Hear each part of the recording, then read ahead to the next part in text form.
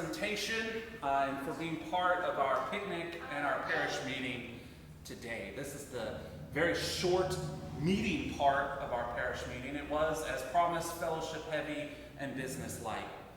I want to introduce the parish to a great cloud of witnesses. This is a 3-phase campaign that the Stewardship Committee is working on to help us with the immediate transitions that are going on in the church, to help us build our capacity for mission and for ministry. A cloud of witnesses gets its title and a lot of its inspiration from the book of Hebrews. Hey, Maren. So, we read in Hebrews 12, verses 1 through 2. Therefore, since we are surrounded by so great a cloud of witnesses, let us also lay aside every weight and the sin that clings so closely, and let us run with perseverance the race that is set before us, looking to Jesus, the pioneer and perfecter of our faith, who for the sake of the joy that was set before him endured the cross, disregarding its shame, and has taken his seat at the right hand of the throne of God. It's a great cloud of witnesses. The first phase of this campaign starts today. It's a campaign for virtual ministry. Phase 1 of a cloud of witnesses seeks to build upon our successes in outreach and evangelism during COVID time and move us towards a future where virtual ministry isn't something that we're doing because we're in a pandemic. It's not something that we're doing because we're scrambling week to week to figure out what we're going to do. It is integral to our ministry that we've recognized the opportunities that it presents. I think about the people who are watching this morning, people who couldn't make it because of physical needs, people who couldn't make it because they were out of town, people who couldn't make it because they had scheduling conflicts and nevertheless knew that they had an option. They could worship with St. John's in real time or watch the video afterwards. So a cloud of witnesses picks up on themes from Hebrews chapter 11 and 12. Christians, you see, have always pursued endurance in times of trial. The New Testament again and again and again speaks to churches that are undergoing hardship. And it is in the inspiration of our forebears in faith that we see the strength to persevere through COVID and into the future. The church has always taught that the church itself is bigger than the community that gathers in person. Gathering in person is vital to all that we do, but the church has always been bigger than that. We are surrounded by a great cloud of witness. This theme plays off the use of the cloud and cloud computing, the technology, to help present the past, connect it with the present, and build a stronger future for us here at St. John's. It recognizes for the last year and a half, much of our worship has resided in the cloud. YouTube, Facebook, Zoom, all cloud. That's where our worship for God has been for a big part of this last year. And the faith of the cloud of witnesses that have gone before us will allow us to continue doing ministry in the clouds of virtual ministry to come. We have got this beautiful cloud logo. It recognizes that angels are messengers of God. That an angel is chosen as the visual because angels share good news of great joy for all people. And that is our mission here at St. John's, to share good news of great joy with as many people as we can. The angel represents this ministry and our work of sharing God's love and grace with as many people as we can. And also, it's an angel in the clouds, a dreamlike thing. Angels appear in dreams, but even as we were driving here, Bea was pointing out clouds. You know, that one looks like a turtle. That one looks like our dog Ella. It's this kind of imagination and creativity that we want to unleash in virtual ministry. We don't want to be broadcasters. We want to be community builders. We don't just want to do a live stream. We want to unleash creative potential within this parish to reach more people. So why this campaign? Well, one, we're building on a lot of early successes. Right off the bat, we set up a table to hand out free toilet paper that was seen by 40,000 people. And since then, we've built continually along building an organic audience, building an organic congregation. We haven't paid for any outreach, we haven't run any advertisement, and we're only now beginning to learn how to do what we've been doing for the last year in seminars and best practices. So the fact that we have done and been as successful for virtual ministry is the best reason for us to continue doing it. If we've had this much success in crisis, week to week, making it up as we go along, imagine what we can do if we sit down and do something intentionally. We also recognize parishioners who are not physically able to be present can now be connected really intimately and can watch what's going on Sunday morning. And we have opportunities to explore ways to grow both an online and virtual community and build connections with the in-person congregation here at St. John's. So we've got a vision. We want to maintain our virtual outreach and let it grow. We want to live stream our services in a tasteful manner, so we're upgrading. We're going to install some permanent cameras so that we can move these temporary cameras out of the way. The goal of the work of the vestry and the house committee has been to do online live streaming as tastefully and with as little disruption as possible. We want to open a Cloud of Witnesses Ministry Center. Now I want to make this clear. When we started talking about this, we thought about putting a control booth in the back of the church. And that was very much what it was going to be. Just to run the controls, the sound and the video. But we've explored that and discerned that and said what we really need is a virtual ministry center, a place where people can go, where there's equipment and training available. So if you want to start a podcast, we can help you. You want a video for your ministry? We know how to do that, and we can connect you with the resources to do that. This isn't a control booth, it is a ministry center, so that we can connect the tools that we have as a parish to our ministries, to the community, and can send out that message throughout all of the world. So the ministry center is going to be open on the second floor in an underutilized space. It was used for storage, now it's going to be used for ministry. Room 8. And I encourage anyone who wants to go up there and see it, stay after and we can show you and answer all the questions. But I promise to keep this short and I'm going to do my best. Lastly, the vestry has worked for the last 2 to 3 years trying to figure out how do we get an accessible entrance. I mean, that's just a reality of our building. It's lovely, it's historic, it is comically inaccessible. Stairs, uneven floor. We thought about building a ramp. You should have been there if you weren't. The night that the architect came, did a glorious presentation about a new ADA compliant ramp.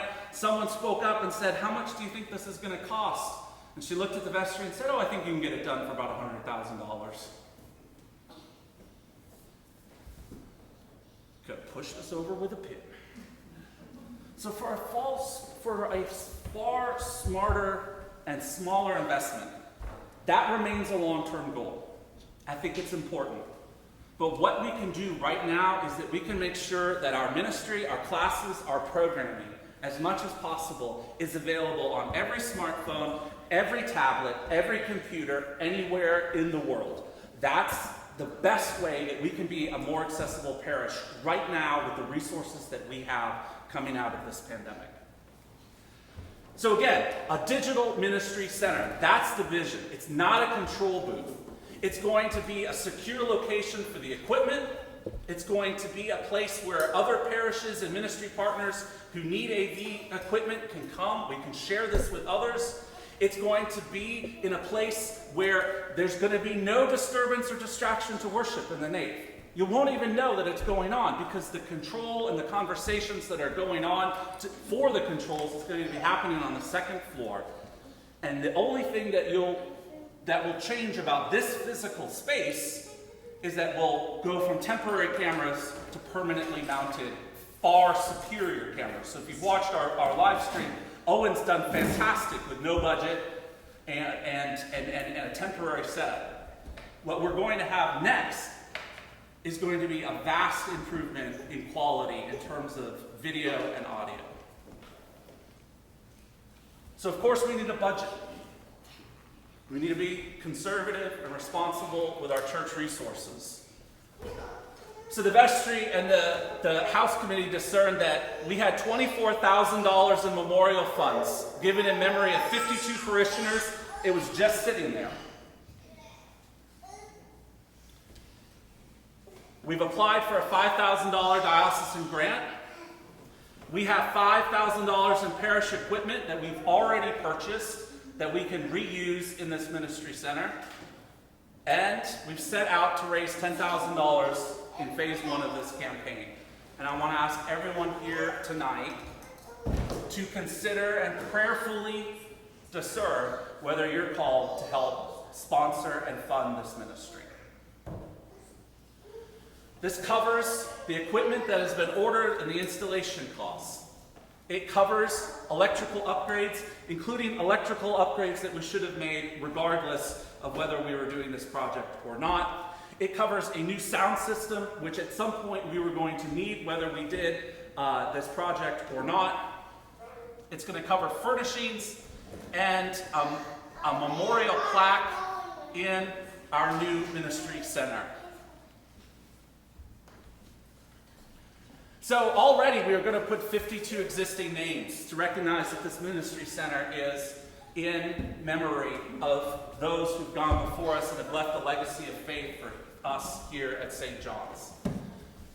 We also want to provide an opportunity for people to donate either in memory of someone who inspired you in faith or in honor of someone whose faith inspires you today. And so, I'm just going to throw out some things. Maybe the choir should get together and consider if part of this ministry center shouldn't be dedicated in honor of Owen. Or maybe the Sacred Ground group might consider if part of this new ministry center shouldn't be dedicated in honor of Deacon Emily.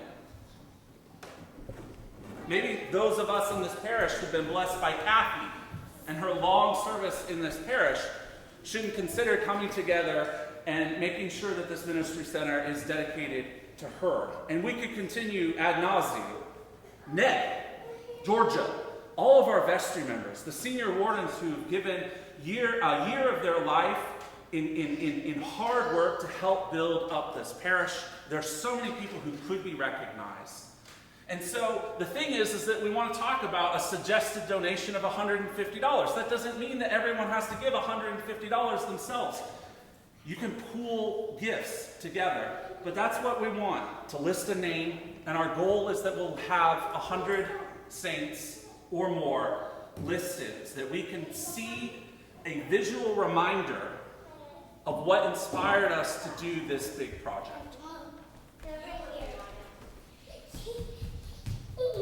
If I am, I am. If I'm not, I'm not. Right? So, those are our goals for phase 1.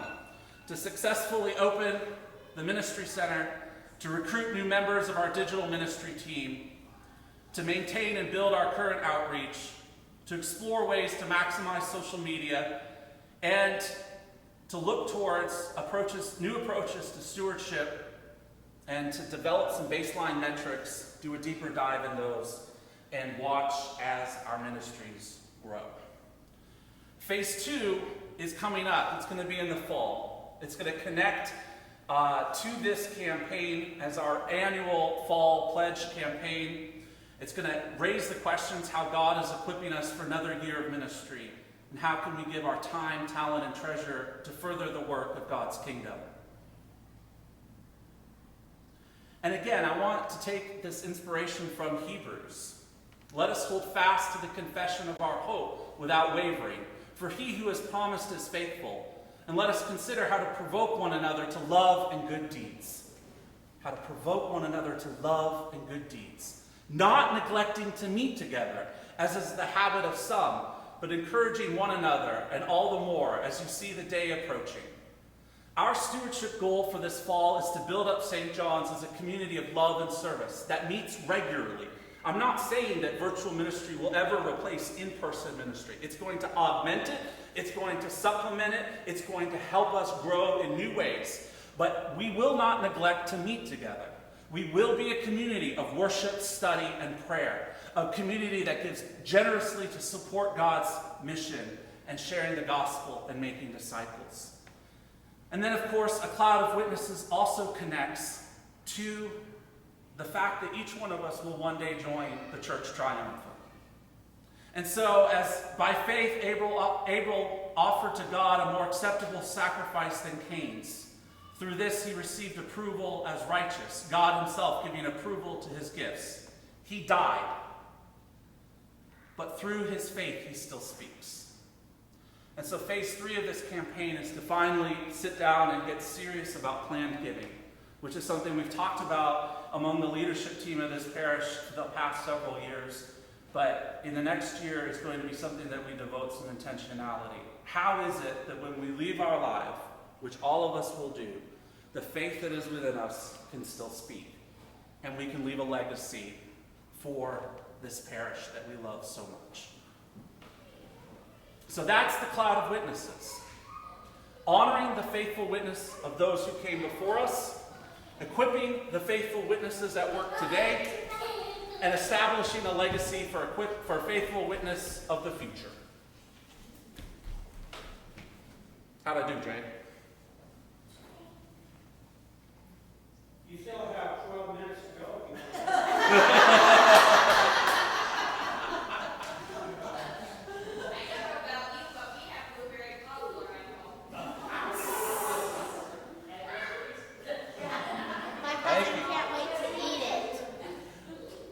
So I don't want to keep anyone. Thank you for your patience and for hearing this pitch. A letter is going to go out. Again, I do want to remind everyone, I do ask for you to prayerfully consider supporting this project and for giving an additional gift to help us realize these goals and move forward into virtual ministry as a way to augment and increase our vitality and our ability as a parish to share the gospel. So if there are any questions, I'd be happy to answer them. And if anyone wants to stay after and get more information, you're more than welcome to do so.